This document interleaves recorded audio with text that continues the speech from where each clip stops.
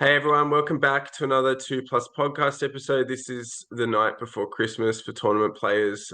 We have all of the lists that are going to be played at the Western Sydney Wargamers Spring Break 1500 Hammer Tournament on November 9th. I've got Paddy here, Alex, Alasdair, and we're going to run through each of the lists, what we think about them, and sort of finish up with what we think the event is going to look like, I guess, from a narrative point of view, but also what we expect. So we're going to go through pretty bluntly the list. There's 20. We've got Steve's list at the top, High Elves, and he's got an Archmage on a Dragon, some Archers, Spearmen, a big block of Dragon Princes, and 2 Bolt Throwers. Paddy, were you surprised? He seems to have succumbed to Alex's reign of terror, and he's brought a Star Dragon. Yeah, so this is the guy, just so I'm sure, this is the guy who brought the Sun Dragon last time, right? Yeah, Did he upgrade? Yep. Yeah. So, look, I never want to see a dragon in 1500 points, really. I played one yesterday and it was rough as. And I think the Arch, is actually the more threatening one because of its level 4 combination, obviously. The rest of the list doesn't scare me too much, but from my experience playing against Alex yesterday, who basically brought this thing without the Ogre Blade, a bit more magically tooled, you just have no way to kill it. It's too, unless you have your own dragon or Monster Slayer. So it's 540 points that I'm not going to get. So I have to kill everything else and make sure the dragon doesn't get 540 points, basically.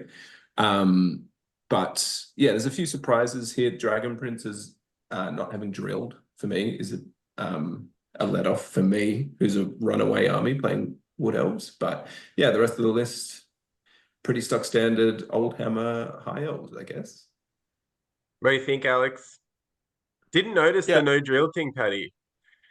Thank you, yeah, that's a good Steve. pickup. Good Yeah, it's pickup. only A because I played relief. against it yesterday. Yeah, And it's a yesterday they relief. marched about 85 inches and still did nothing yesterday. So.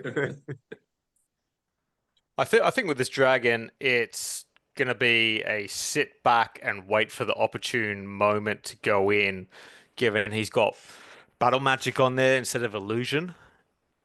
So I assume he's trying to get the 5-up ward save on battle magic as his ward save on there, and he'll have to roll that up on chance, which is an interesting move. But I think the list is pretty well rounded. The 10 Dragon Princes, they may not have drilled, but definitely don't get caught out too close to them. Otherwise, they are going to hit you pretty hard. But I think Steve's mantra very much leaving the last tournament was he was going to upgrade his dragon and bring it again. So, in fact, he was the guy who bought the dragon last time, so we can't really have too much hate on him because he's been from the start, day one, the dragon guy. What do you think, Alistair? Dragon lover, but through your most hated foe. That's all right. This is good news for me personally. I mean, an opposite dragon that doesn't have a huge amount of combat capability is always going to be good, given the list that I've brought. We'll get to that, but yeah, I mean, it's very similar to the list that I've brought, with slightly different slightly different ideas about what he wants to take. And otherwise, I agree with Paddy. You know, the level 4 on the dragon is always going to be the best pick at this points level for both an efficiency and a sort of just a terrorism standpoint.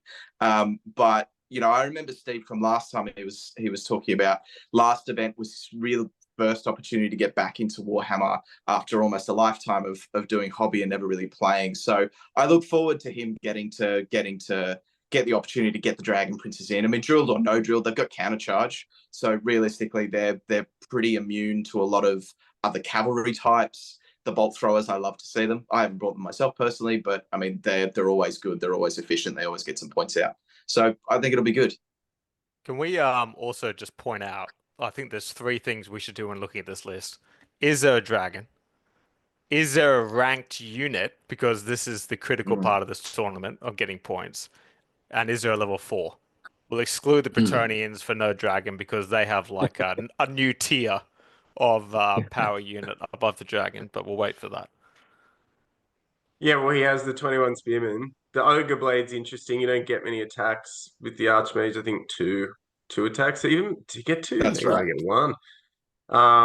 But yeah, like Steve's models, I love that era of High Elves, so I hope he still brings them. I was very jealous of them last time, Steve. So hopefully we get to play, because this is the type of dragon that I'm offering the bounty on. If you kill this dragon, I will buy you a drink, beer, coffee, whatever you like. I will. I promise. You can just yell it out. You got to yell something, not what Alex offered, something else that is non-racist towards elves. All right, we got Scott. Next, Vampire Counts. He does have so there's the Ghoul King on a Terrorgeist. He's the big one. He has a level 2 Necromancer and a White Lord BSB. Underneath that, 2 units of Direwolves, a big unit of Graveguard, and a big unit of Black Knights. Paddy, what are you worried here? Or what are you Yeah, worried for about? sure. The undead version of a dragon, basically. It has fly 9, I just found out, which is interesting. For some reason, that's slower than the other giant flying things in the air. But yes, the Ghoul King on the Terrorgeist will just annihilate anything in my army. I think you see the value of 1,500 points as the cap limit here, because he couldn't get that and the level 4, which is the payoff in these scenarios. Not many armies can do the dragon on level 4 unless you put the level 4 on the dragon. The rest of the army, for me, as Wood Elves, I would basically just try and ignore the Terrorgeist, try and ignore the Graveguard, and try and kill everything else. But whether I have enough to do that when he's raising stuff back, I've never played against Vampire Counts in the old world, so I'm keen to, because I want to understand the power of bringing back you guys, which would be very, very annoying for me. But yeah, I like the list, to be honest. It would be similar to a list that I would play if I played Vampire Counts, I'd say. Would you, Alex? What do you think? I'd say it's definitely a rush list. Just simply because if we remove the direwolves as just chaff, there's really 3 units, including the Ghoul King himself. The bringing back wounds is interesting with the scepter. You can do it twice per turn. So for the armies that don't have shooting or magic missile heavy, I think for myself, with my caster who's got 3 magic missiles potentially plus pillar, he might have to watch out because there's no magic resistance on any of the big infantry or cavalry blocks here too. So that will be an interesting one. I probably am more scared of the Ghoul King himself, just coming in and screaming down stuff rather than the actual big block of Graveguard. Okay. Alasdair, does it worry you, this list? I'd probably say not enormously. I mean, I think my list is next up, so I can talk to that a little bit. But the Ghoul King is outclassed by a Dreadlord on a black dragon. So me personally, I'm not terribly afraid. I have a very magic missile heavy character, so similar to Alex. It's gonna wreak a lot of havoc. Being hypermobile and being able to do potentially a lot of magic missiles. The Black Knights, I mean, it does feel that this list is very much counting on you not necessarily being able to clear all the wounds in a unit in a single turn. And if you're not able to do that, then it's the perpetual undead. We're going to stand here and tar pit you while potentially the Ghoul King goes around and makes a mess of everything else. Given that I have an answer to that, no, I'm not terribly worried. I suppose the biggest thing for me is what happens if the Black Knights get a charge off against my cold ones rather than anything else. But that said, it's still very scary. Like Graveguard with great weapons, enormously efficient and a great infantry unit. The Black Knights themselves, yeah, they're not Blood Knights, but Black Knights are still very strong.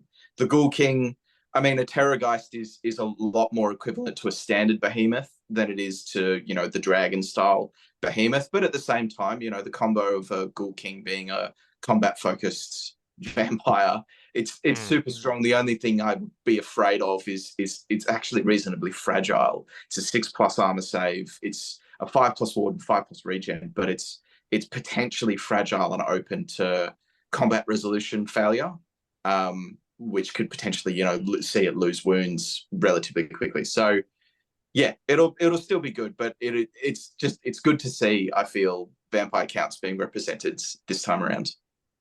Yeah, I just want to put. I wonder if this army would terrify the hell out of dwarves because it's really, get in there, compact them. But interestingly, I think there's only one dwarf army in the whole tournament, and it's Jeff's of the chaos variety. Mm. yeah, no regular dwarves. So chaos dwarves have a bunch of different things too that mitigate some of this a bit more. But yeah, it'd be interesting that everyone's abandoned dwarves at this time. Two lists so far that have one big thing in the middle, and then the things are like supporting units, I suppose. It's sort of top, not a flat curve or a flat list at all. So is it? No, not yet, Alasdair, Oh, but not yet. Adam, coming soon. So Adam has a Bretonian list. He's got a Duke. The Duke is on a peg and has the virtue of Knightly Temper and the Heartwood Lance. So Knightly Tempers to D3 attacks and hatred. Paladin, also on a peg with the virtue of Heroism. So that's the Killing Blow Monster Slayer one. That a BSB, a level 4 with Law Familiar Elementalism. Then classic so far 20 Knights on foot with heavy armor, war banner, great weapons, 26 men at arms. So you're going to struggle against Adam if he in the infantry ranked infantry stakes so far. 12 peasant bowmen and just 3 peg knights. Thanks. With the rampaging banner, Adam. Thank you for your discretion. What do you think, Paddy? Yeah, I echo the thanks, which I'll retract for the other Bretonian player that we get to a bit later in this. To you, Paul. For me, you'll see when my list is revealed, I can run away from a lot of this stuff, except for the pegs, obviously, not a lot can. The loadout of the characters make those characters very scary for a normal list. For me, doesn't matter if they have those items or not. If they get into combat, they're going to kill my guys. So him having all of his core on foot is, I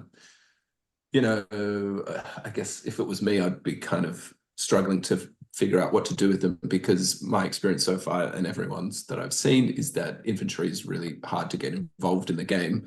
I know that the men-at-arms are probably just like a bit of a tar pit, I guess, maybe. But I don't know.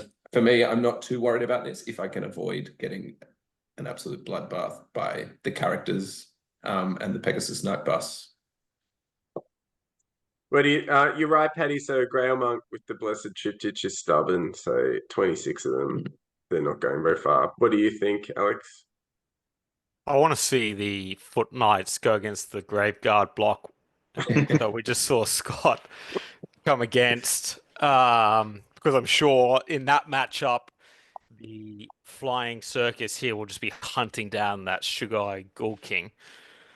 Yeah, I actually really love the theme of this army because it's still bringing the power of Bretonians, but masking itself as vibing with the theme of the ranks. And so you might have to watch out on that mission where I think it's the second one where you get the extra battle points, whereby if the flying Pegasus bombs just going around nuking units, you may never get anything across the board to actually remove the ranked up bowmen in the table quarters, the men arm in another table quarter, and the foot knights marching onto another table quarter. So I think there's a bit of strategy here as well in the list building to say he's going to march them up onto the objective, hold it, and just scare you off with the Duke and Paladin and say, whatever you want to throw at me, I can. So I love there's level 4 in here too, which is the little sneaky add-in, I think, compared to the other Bretonian lists. So it's pretty well balanced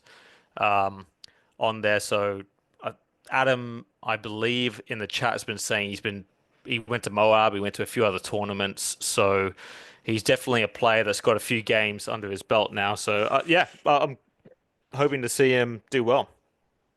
Yeah, I Just think on the this is level similar 4, to Moab. sorry, the elementalism law familiar, travel mystical pathways when you have bricks of infantry trying to capture victory points could be a fun little, I've got two ranked up units in this quarter. I'll just yeet this one over into that quarter, get another victory point. So I'd love to see that. I mean, Earthen Ramparts. I was about to mention that the Elementalism lore familiar. You're going to see Travel Mystic Pathway. You're going to see Earthen Ramparts for sure. You'll probably see Windblast, depending on sort of where that prophetess is positioned. So it's a lot of keep away. And I think, Alex, you're right in terms of the idea is here, certainly in the first mission, claim that objective and just keep you away, even drive off your units using the Pegasus block, which, very strong, very capable of potentially wiping out something quite large.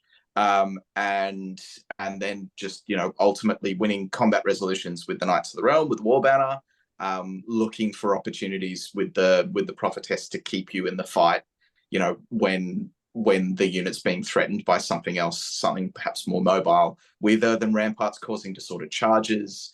Yeah, I think there's definitely a plan here. It looks really good. I assume the prophetess is going in the night unit. I'd imagine so. Is there some sort of rules interaction with the prophetess and knights like there used to be, like there is when potentially she's mounted, in terms of is she able to sit in different ranks, or is she protected by the knights? That's only in the Lance formation, which obviously this is not. Sure. Well, all the same. I mean, it's a relatively safe space for her, again, with the ability to choose those defensive spells. Windblast being strength 5 is just unbelievably good. Very, very good. Yeah, I think there's something about Bretonnian characters being able to retire in ranks, but I'm not sure how it's going to work with a mounted prophetess in a round knights, because they'll be on 25. She's on 30 by 60. She'll have to be to the side. So she's not mounted. She's on foot. Oh, she's on foot. So yeah, I guess so. So yeah, she can retire. She can retire in combat to the back ranks, I think. We'll move on. Oh God, what a horrifying this is the second dragon. I can't remember, but yeah, this is number 2 or 2.5 if you're counting the Terrorgeist. But I guess Alasdair, do you want to just go through this one yourself, and then everyone else can vomit and retch, and we can move on? So we've established, Paddy has already said that the level 4 on the dragon is the bad one, right? So I've taken a good one.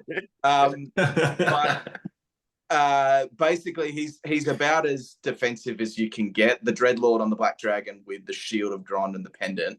He's got the 4+ ward save against anything that's strength 5 and above, and a 5+ against anything below that. And the shield reduces the strength of any attack. So that's shooting attack and melee attack made against him by 1, which is an enormous advantage. He's a 2+ armor save against non-magical shooting. Otherwise, he's 3+ with, again, the ward save as we've established. He's very big. He's got a Sword of Might to just add that little bit of extra strength and AP to the Dreadlord who's sitting on top, striking first. Yeah, he's having a good time. The Sorceress is on a Dark Pegasus. She's got the Tome, so an extra spell and a Ruby Ring because she's a level 2 anyway. The idea with her is obviously she'll bounce around and throw out magic missiles where she can, maybe provide magic defense for the cold ones, as I've sort of built in. The core is standard Dark Elf core, a couple of crossbows and a couple of units of Dark Riders. Interestingly, this time around, only 1 unit of Dark Riders has crossbows because I just needed the points somewhere. And then Cold One Knights. So Banner of Hargraneth to give them the extra AP -1. So everything Knights and Cold Ones benefit from that. And 2 Lodestones on the champion just to give them a chance with the level 2 against some of the magic missiles that we've seen. Admittedly, as we go through, we'll see there's not as many as there were last time, but there's still going to be plenty. Yeah, I thought you'd have the Sorceress in the end. I suppose you expected the core to be like that. It gives me a chance, I suppose, not having a level 4 against it, but yeah, the dragon's gonna be rough. Pennant of Chaos particularly. So yes, God help us all. Paddy, what do you think after your game yesterday as well? Yeah. Look, I know the Sorcerer on the dragon for me would have been a lot scarier. This is still obviously scary, but I think the tactic to run away from a dragon is a real one. The charge arc is for certain armies, i.e. wood elves, not easy to get out of, but it's a legitimate strategy. You can run away from a dragon pretty well if you are able to march, definitely, and if you have lots of skirmishes, definitely, which I have. The rest of the list is pretty solid Dark Elf list writing. I think Banner of Haganeth is really good, getting those 2 Cold One attacks -1 AP, and he also has a Cold One that's heavy infantry. Cavalry? Can they reform into a rank? Is it 4 for a rank bonus?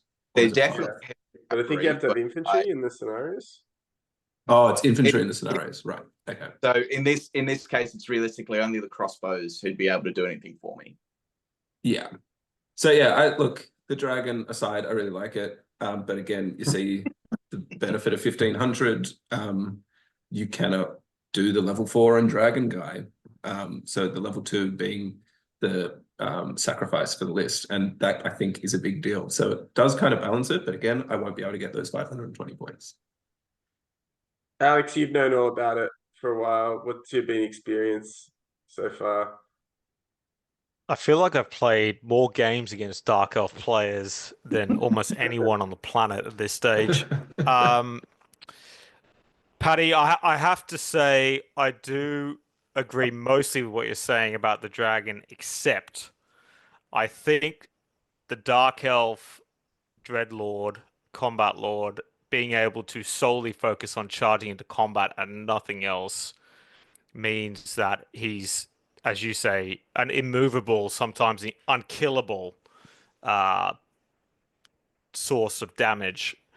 Because I think in our games, Alasdair, one of the features is I've become a bit of a master at avoiding the dragon charge. Probably what Paddy's saying too, right? Like you can get it, arcane urgency out of arc and things like that. But probably going forward, you're just going to ignore the sorcerer and just obliterate units of skin wolves and other things like that to get out of there. So I am more worried about that because, as I said previously, the Pennant of Kaleth is the worst thing for a Warriors of Chaos player to see on the other side of the board.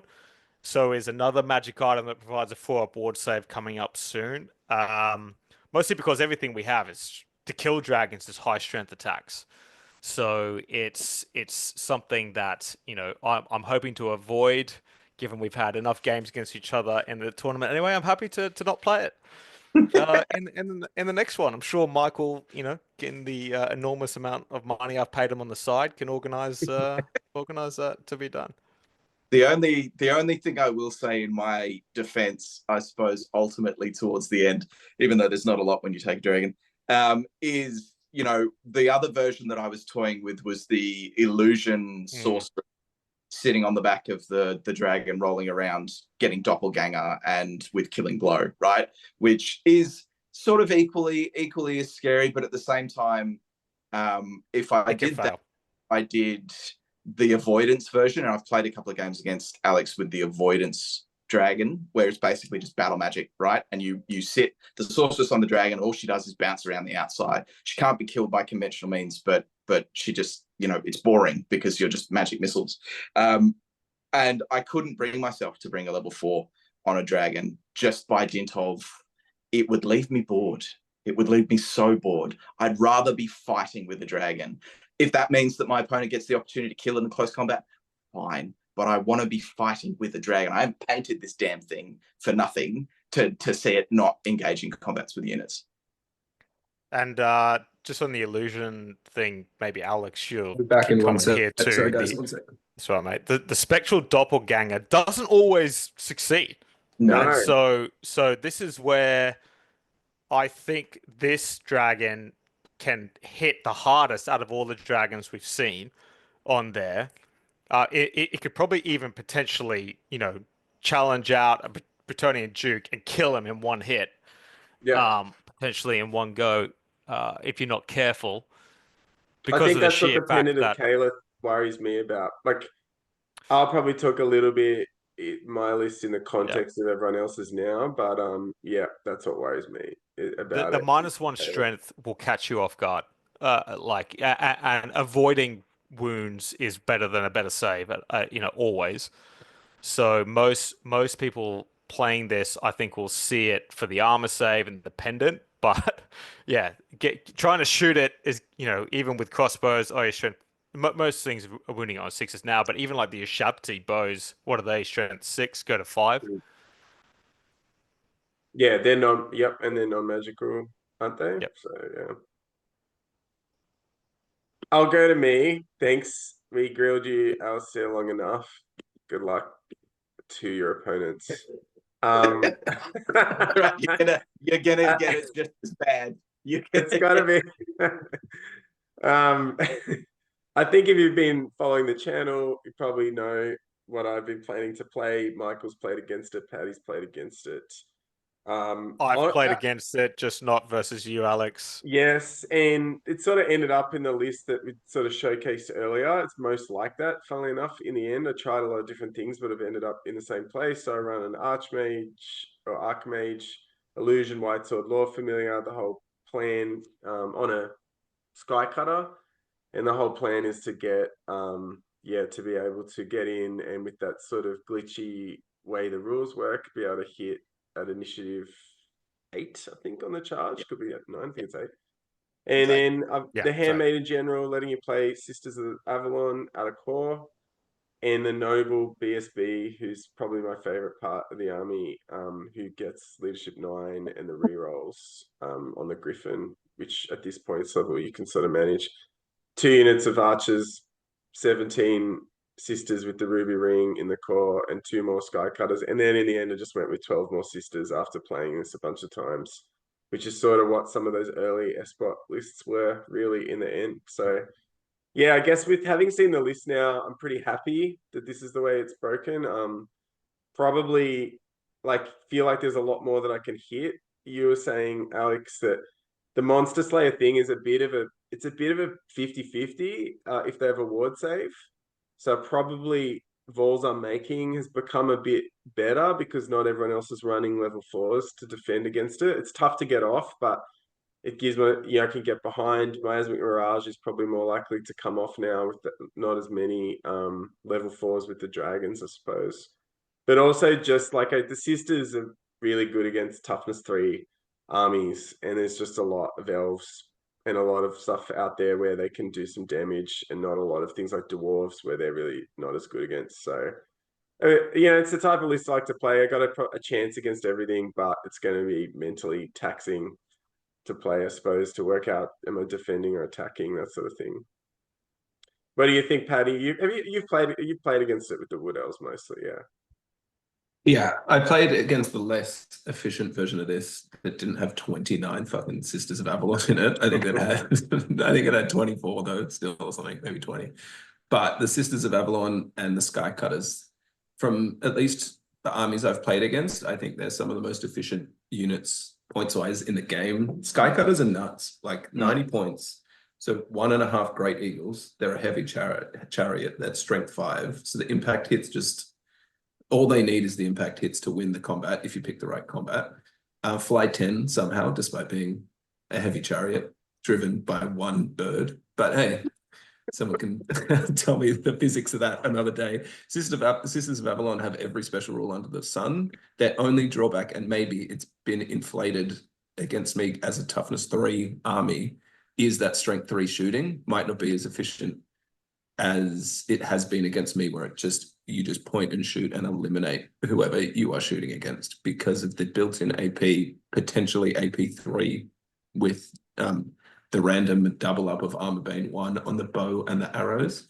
The Mage is a menace. The Griffin is a menace. The only thing that's a silver lining for me is I get to shoot my Arrow of Kurnos at your toughness 3 general, which is nothing, if nothing else, a lull. Coming up in a video soon. Yeah, so this is top tier for me, along with all the dragon lists. Alex, you played against it. I remember we were talking about it, and you and Alasdair put it through its digital paces. What do you think? It tabled me in 3 turns. which was a lot of learning.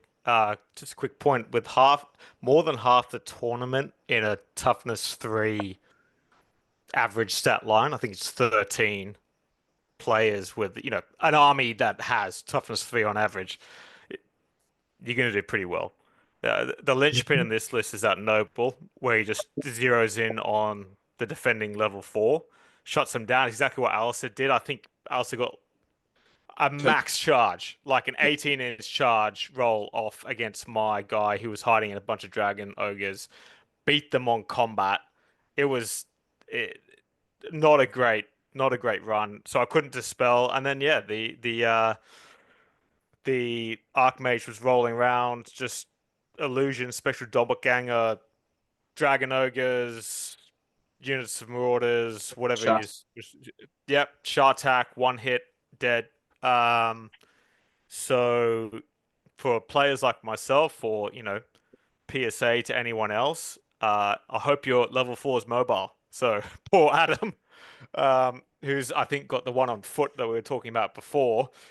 You would be travel mystical pathways everywhere as long as you can try and dispel. So yeah, I mean it's a highly efficient list because as Paddy was saying, whilst that's the mega threat flying around, the noble's going to be beating you with static combat res on the odd combat, and then the other sky cutters themselves are just going to be chaff clearing like crazy. So you don't have. I think the thing with this list, maybe you can comment, Alex, is you don't actually have to win big. You just have to win. You just have to get a couple of units down, and then you can fly away, and they can't catch you.